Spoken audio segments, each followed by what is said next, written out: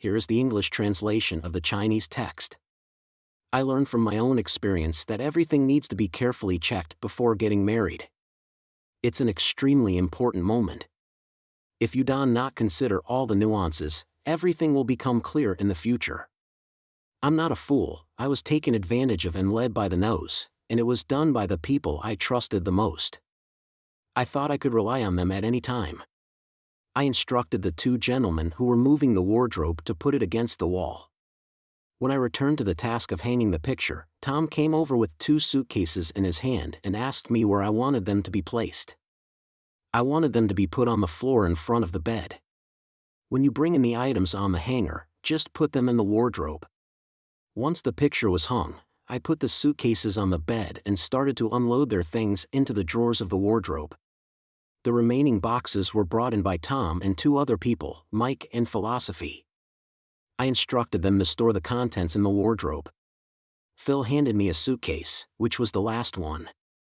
Holding the box, I told them I would meet them at Murphy's Tavern in half an hour.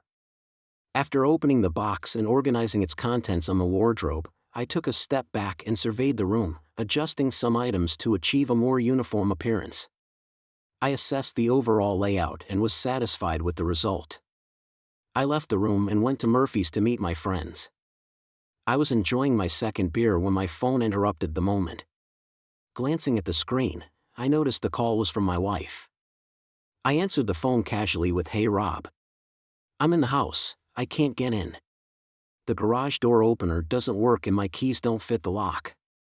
"That's not surprising, Maggie, because you don't live here anymore." "Of course I live here." "Where are you, Maggie?" "I'm in the house." "I mean, where are you standing now?" "On the front porch." Looking around, you should see a man coming over. He has instructions to wait until he sees you take out your phone to call, and then tell you what happened. Now a man is coming up the porch. He will answer all your questions. Maggie, goodbye. 5 minutes later, my phone rings again. It's my wife again. "Rob, what's this nonsense about divorce?" "There's no nonsense, Maggie. I just decided it's time to end the relationship with a cheating wife." "Don't be silly, Rob. I've never been unfaithful to you." "I'm not being silly, Maggie. I'm just not naive and blind anymore. Don't call me again. You've been served. And the papers have my lawyer's name and phone number. From now on, any communication between us must go through him. By the way, I moved all your stuff out of the house into your lover's place. Goodbye, Maggie." I hung up the phone, signaled the waitress, and ordered another round. It all started with Tom's call, suggesting to go for a drink after work. Tom has been my closest buddy since the first day of 7th grade. Our relationship was immediate and remained steadfast throughout high school. After graduation, I pursued a degree in business management in college, while Tom joined the Navy. After completing his service, we reconnected and met once or twice a week, having barbecues in his backyard or mine every month, and we met at Murphy's Tavern. I found Tom already sitting at a table in the back. As I passed the bar, I waved to Sally, who immediately opened a can of Coors and handed it to Sherry to give to me. Sitting across from Tom, I asked what was going on. "It's not good, man. I won't look good here. So I need to provide some background. Remember our high school days? If a girl didn't put out on the first date, there wouldn't be a second date. Our philosophy was that if she put out on the first date, once wasn't enough and 4 was too many." "Yes, but that's ancient history." "Yes and no. It made me believe that sex is just entertainment, fun, and shouldn't be taken seriously. You know. I know you know that Barb and I are swingers. We keep a low profile unless someone brings it up, and only swap with out-of-town groups. Barb shares my view that sex is for enjoyment, without love and commitment. I would die for Barb, everyone knows that. Seeing her have fun with others doesn't bother me at all, because I know she will come home with me and be devoted to spoiling me. What does this have to do with me? I'm dealing with it." After leaving the Navy, our views on relationships changed. I had met Barb and believed she was the one for me. "And you were dating Maggie." Plus, as we got older, we all matured a bit. I married Barb, you married Maggie. The next 6 years were happy until 2 weeks ago. What happened 2 weeks ago? 2 weeks ago, you were sitting right here at this table. After a few beers, you shared your feelings that something was off in your marriage. You even mentioned that if I wasn't sure, I would say Maggie was cheating on me. Remember? Yes, I remember. So that's why I'm here today. Maggie is cheating on you. Are you kidding me? I can't joke about this. Maggie has been cheating on you. Are you serious? I'm as serious as death. How long have you known? It's hard to answer that question directly. Come on, Tom, you brought it up, so just say it. I've known for 2 weeks. She's been cheating on you. It's been going on since before you got married. Have you been drinking all day? Of course not. Why do you ask? Because what you're saying doesn't make sense.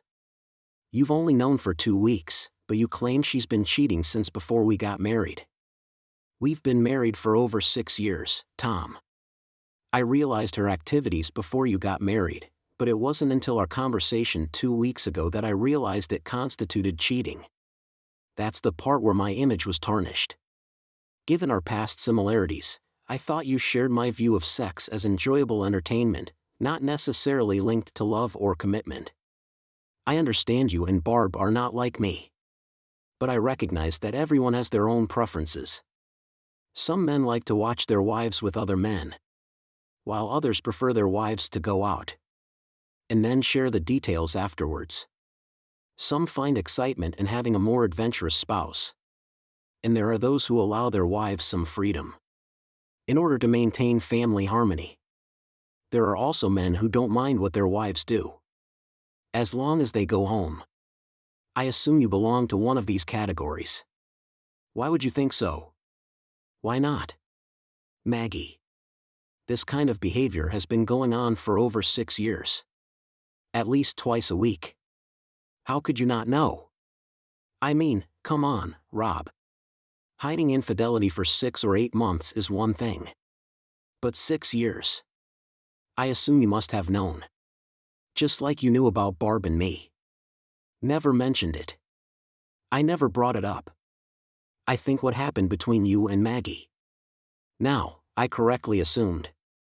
Considering what you know about me, you might also make the same assumption about me. I pondered his words for a while before responding. Not at all. If it has been going on for as long as you suggested, I can understand the logic behind your thoughts. What puzzles me is, how could it have lasted so long?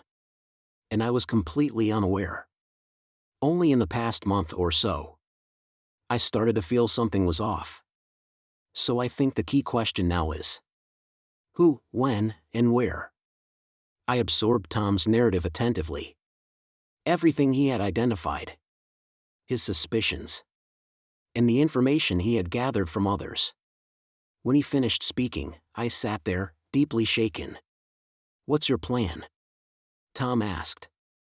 I will gather evidence. Then expose the deceiver.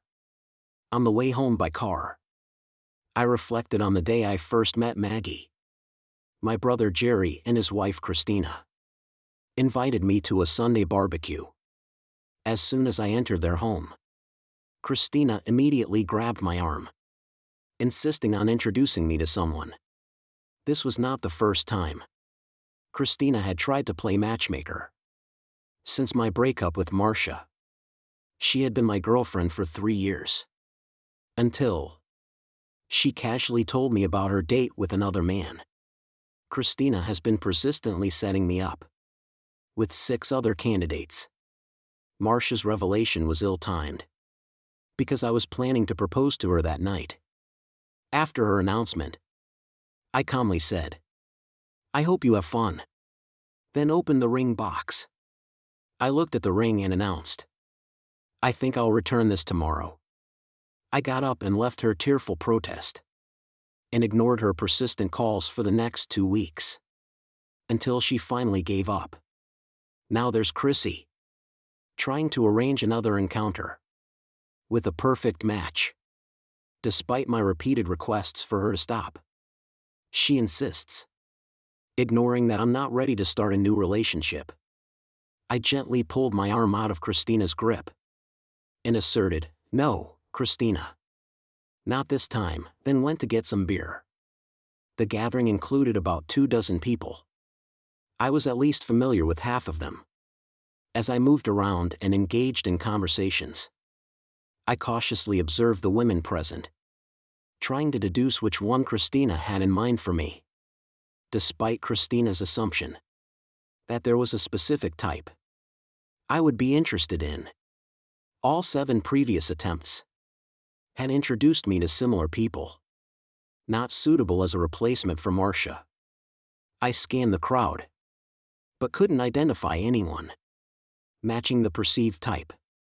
However, I did come across a stunning brunette who made my heart race.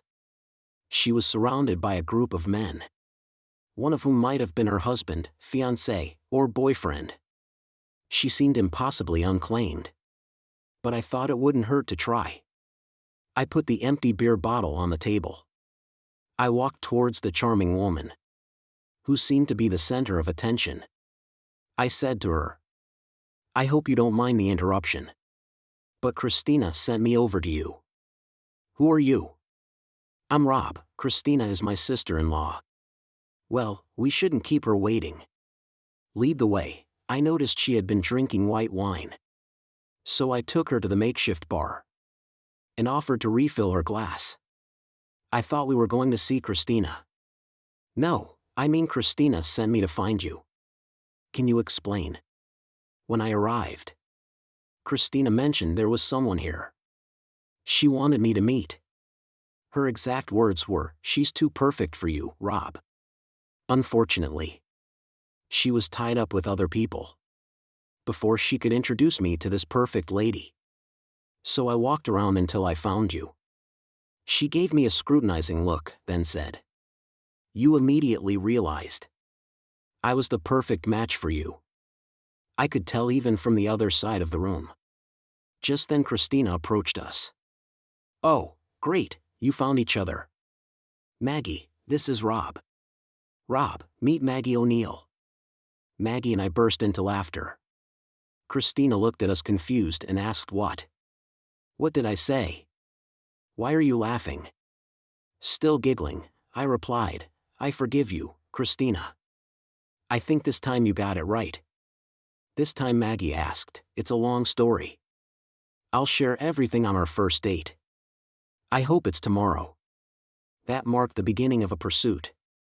6 months later, Maggie and I exchanged vows in front of a justice of the peace, Christina and my brother Jerry as witnesses.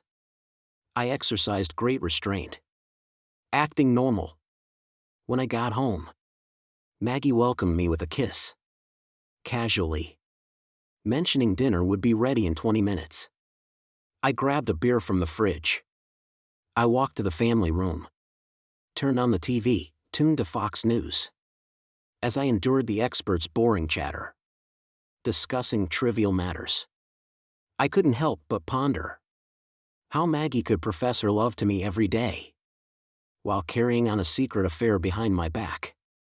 What puzzled me even more was that this deception had been going on for over 6 years, a period that could be traced back to our dating days. Tom revealed the details. Tuesdays, Thursdays, some Saturdays, especially when I was away. Tuesdays were supposed to be dedicated to shopping nights with her college girlfriends, her sorority sisters with whom she had always maintained a close relationship. Thursdays involved her participation in a library book club. So after dinner she would kiss me goodbye, urging me not to stay up late waiting for her. Turns out she was going out to do more than just play bridge. Now I know, 30 minutes after kissing me, she would be in a compromising position with her various lovers. Yes, lovers, more than one. After receiving my routine kiss, I immediately turned to the internet. Within 5 minutes I found what I needed: a credit card number and a few key clicks. to ensure delivery to my office within 3 working days. Checking my watch, I realized I still had time to get to Radio Shack before it closed. By the time Maggie came back from her so-called bridge night, our home phone was tapped. I lay in bed pretending to sleep, although we had made love after her card night before. Now I understood, on those occasions, I was not her first encounter of the evening. Though I continued to be intimate with Maggie at midnight to avoid suspicion, I vowed never to let myself be a second or third choice again. In the morning I usually left for work before Maggie. I almost always got home before her. This gave me few opportunities to check the phone. Until Thursday night, when Maddie left home to attend her so-called book club meeting. Wednesday morning, Maddie had a phone call with her mother for about 5 minutes. Then, "Hey, is everything okay?" "I'm fine, you didn't seem like yourself last night." "I think I'm just a little worried about Rob. He's been acting a bit strange." "Do you think he knows or suspects anything?" "I don't know, just a feeling.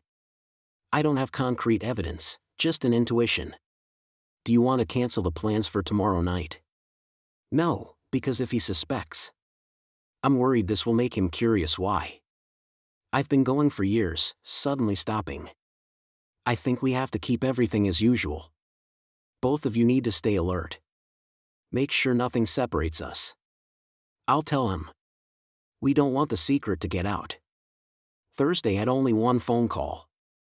Hi to yourself. Are we still continuing tonight?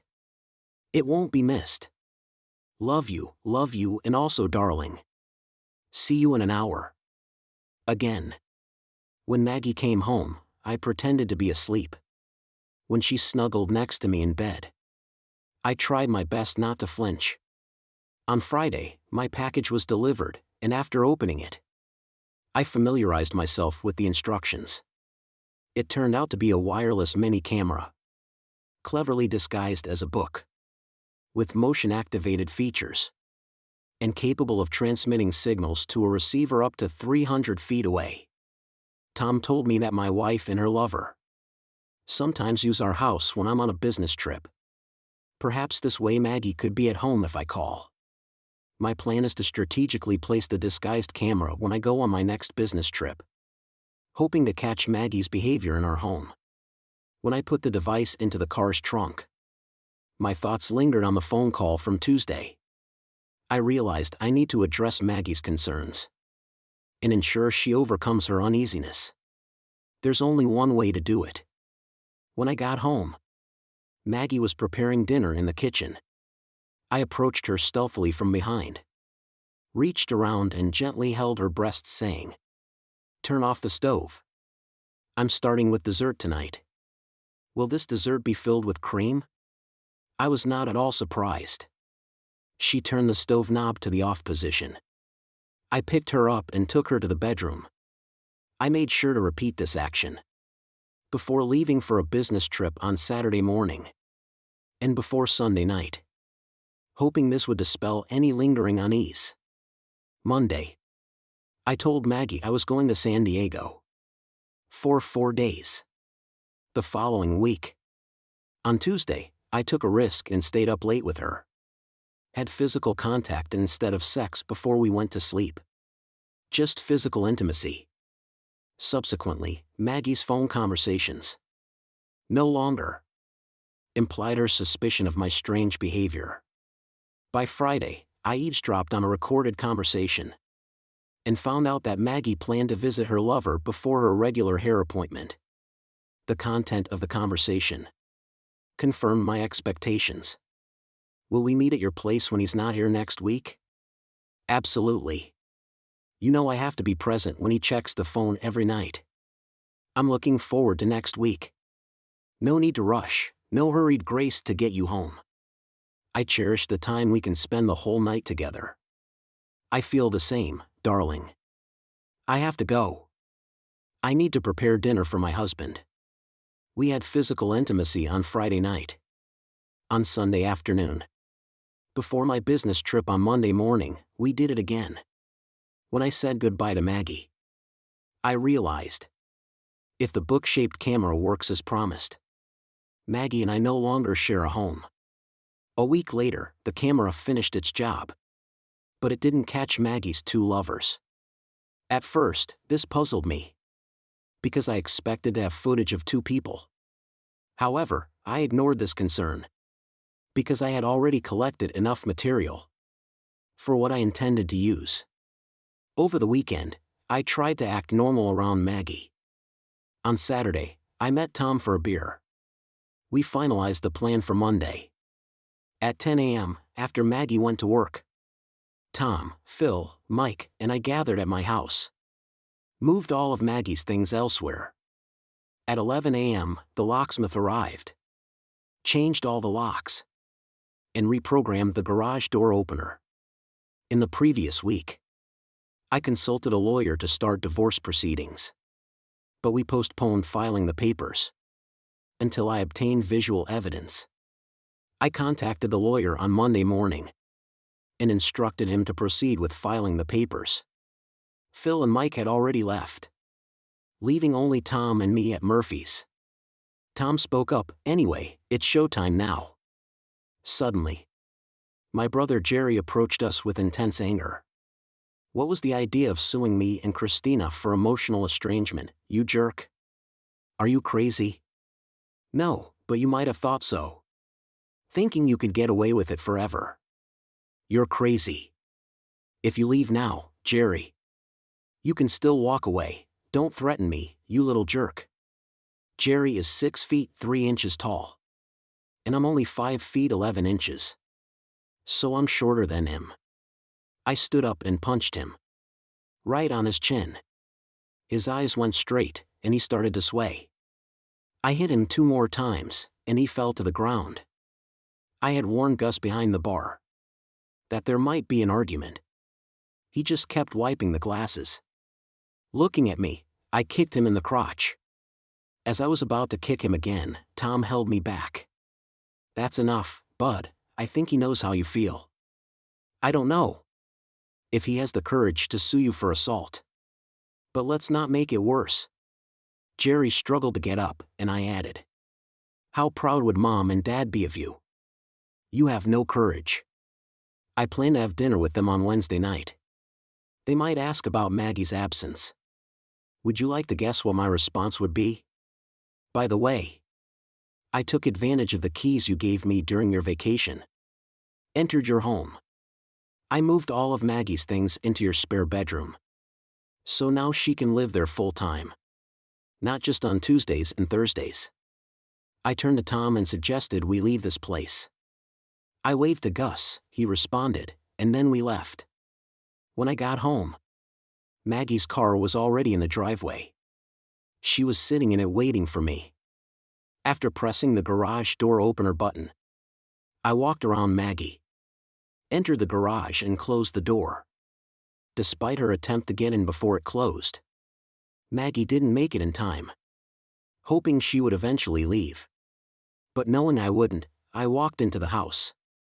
The doorbell began to ring incessantly, and expecting it to continue until I answered, I decided to confront it. Anticipating this situation, I had already secured the front door and back door screens and the terrace. After the locksmith's visit, I opened the door. Maggie tried to pull the screen door, but it remained tightly closed.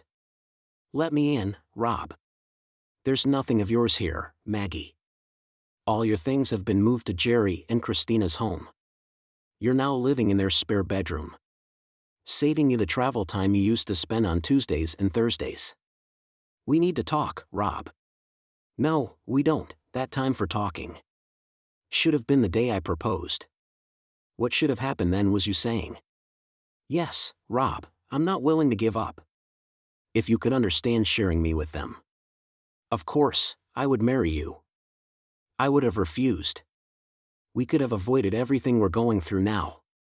"I need you, Rob," I interrupted. "But when you feel the need to explain, I don't need to listen. All communication will go through my lawyer. From now on, I've closed the door, facing her. Maggie knocked on the door for another 15 to 20 minutes. But I just turned up the TV volume and ignored her. The next day was worse. After a frustrating start, as I was preparing my morning coffee, the phone interrupted my routine. "Jerry, Rob, we need to talk. You've misunderstood everything. It's not what you think, I need a chance to explain." That's the exact phrase Maggie used last night. I'll tell you what I told her. You might want to clarify. But I'm not interested in listening. Jerry, please leave my life. Do not call, visit, email, or write. As far as I'm concerned, you are dead to me. I don't want to see you or hear from you again. I hung up the phone and then started to prepare breakfast. The phone rang again, this time it was my mother. "Don't forget. You're coming for dinner tomorrow night. Aunt Grace is in town, and I'm hosting a family dinner. Will Jerry and Christina come?" "Of course, then I'll have to decline." "How can you say that?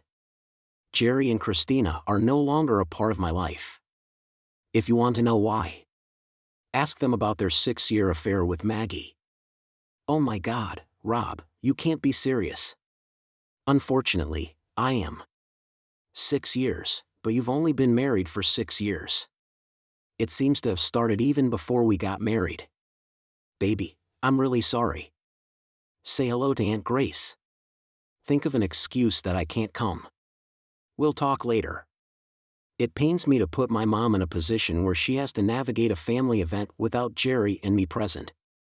But I know I'll have to explain sooner or later. I chose to explain sooner because the sooner she knows, the sooner she can face Jerry. After ending the call with my mother, I started to inspect the house and made a list of tasks to enhance its market appeal. I had no illusions about keeping the house. Living in a place where no-fault divorce is common means selling the house and dividing the proceeds. Moreover, the house was too spacious for one person, just as it was when we first bought it. With plans to start a family in the future, our plan was to start having children at 30, giving us the freedom to travel and pursue activities which would become challenging after having children. Looking back, I was relieved that we postponed, because having a child go through a divorce is never ideal. While contemplating the backyard on the terrace, I heard a voice behind me say, "Good afternoon, Rob." I turned around to find Christina standing there. "What do you want to talk about?" "You won't talk to Maggie or Jerry, so I thought I'd give it a try. At least I don't think you'll hit me like you did Jerry." "There's no need to talk to Christina. You have nothing I want, or anything I need to hear." "When did I become Christina?" "It's always been Chrissy or Chris. That was before I got to know you." "Backstabbing. Over the past 6 years. Don't try to fool me, Christina. I mortgaged the house before my last out-of-town trip. I have it all on DVD, Christina. So now please leave. I won't hit you like I did Jerry. But if you don't leave on your own, I will pick you up from my property. If you do this, I will sue you for trespassing. You can call the police and have them remove me from your property. But if you touch me without my permission, I will burn you." I locked eyes with her, maintaining eye contact while taking out my phone. "That's it," I said, starting to press buttons on my phone. "What are you doing?" "Following your advice, calling the police." "Danny, Rob, why don't you be reasonable and listen to me?" "Because I don't want to." Okay, I'm leaving." She turned around, walked to the side of the house, and then left through the door. I hung up the phone and returned to the yard. For the next 2 days, I avoided answering Maggie's calls, whether through my work phone, home phone, or cell phone. At night, I worked on home improvement projects, preparing the house for sale, while fixing a leaking shower door in the downstairs bathroom. A loud noise from the kitchen caught my attention. Upon investigation, I found that Maggie had entered through a broken window. What are you doing here? Entering my home because my keys are no longer valid. This is the method I chose. You shouldn't be here. This is as much my home as yours. Just claiming that I no longer live here does not change that. You should have hired a better lawyer, Rob. Your divorce papers did not specify who owns the primary residence. Waiting for the court's decision. I corrected this in my counterclaim. Once you are served, you will have to move out of your counterclaim. I am countersuing. On what grounds? Rob, this is a no-fault case, so I don't need a reason. However, my lawyer suggested giving a reason. So I am citing extreme mental cruelty. How will you prove it? I don't need to prove it, Rob. That's the nature of no fault. I just state that I want to leave due to mental cruelty. And if there are no complications, the papers will be stamped. And that's it. But this is not true, so it will become part of the public record. If someone does a record search, I will not look good. So, if you want to play it this way, I will consult my lawyer tomorrow and change my claim from irreconcilable differences to adultery. Let's see how you fare. If your name appears in a record search, for added excitement, I have evidence to support my claim. You don't. You have no evidence. I am very clear. I received information from a reliable source that you cheated. So I installed surveillance cameras in our home before my recent trip. I have a vivid record on DVD capturing you cheating in our bedroom. In our bed. Is this the reason for all this? My involvement with Christy and Jerry? Jerry, what does Jerry have to do with all this? Don't pretend to be ignorant, Margaret Estelle. You know very well what Jerry's role in all this is. You three have been betraying me. Even before we got married. I noticed her expression changed. As if a light bulb suddenly turned on. Oh no, Rob, you've misunderstood. There's absolutely nothing between Jerry and me. Jerry and I have nothing. Yes, there is between Christy and me. But never with Jerry. That's not the information I received. You visit Jerry and Christina every Tuesday and Thursday, when you were supposed to be playing card games and attending book club meetings. Sometimes Jerry is home, sometimes he is not. Even when he is home, he stays in his study or working in the basement. Jerry was never involved in what Christy and I did. He certainly knew. But he also knew that Christy loved him and wouldn't look for another man. He allowed her those little pleasures. So you admit to being unfaithful to me? Absolutely not. Unfaithfulness means taking something from you and giving it to someone else. But that's exactly what you're doing. No, I'm not. When have I ever denied you intimacy when you wanted it? Except during my menstrual cycle. No, I haven't. Even then, if you wanted it, I always satisfied you. Has our sex life been affected because I'm with Chris? No, we still make love 4 to 5 times a week. Ask our married friends about their sex life. I'll bet the average is twice a week. Can you point to any signs in the past 6 years that I didn't love or care for you? I remained silent, letting her continue. No, you can't.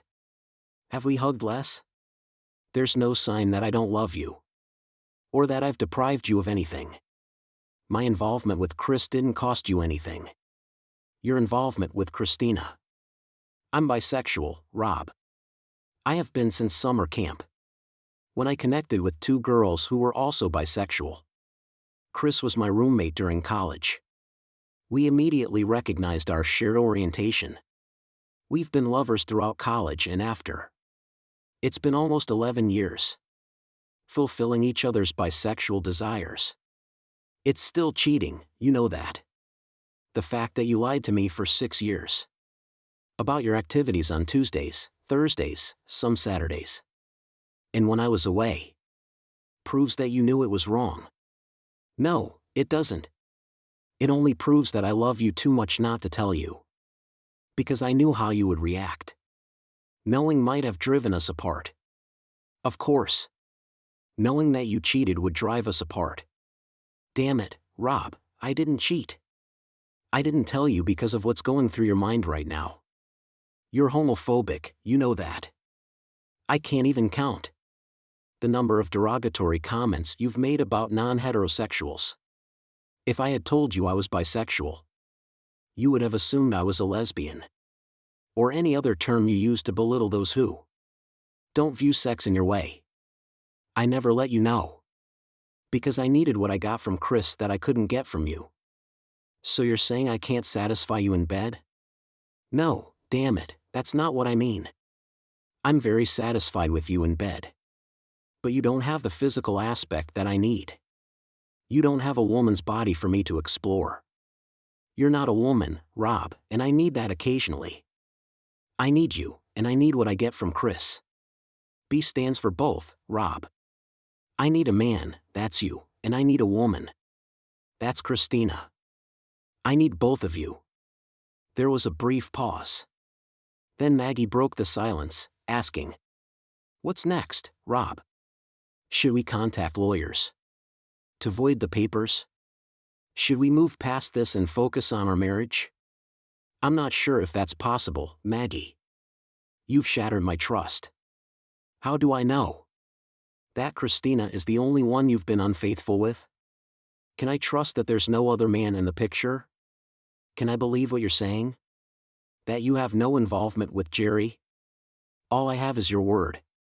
But what's the value of that word?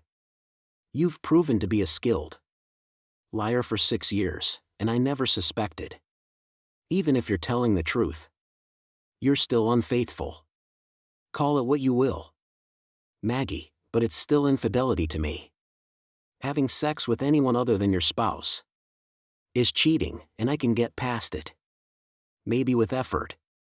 But can you adapt your bisexual nature to only half of what you claim to need? Can you give up Christina and find satisfaction with just me? I won't give up Christina, Rob. Okay, that's your answer. What answer?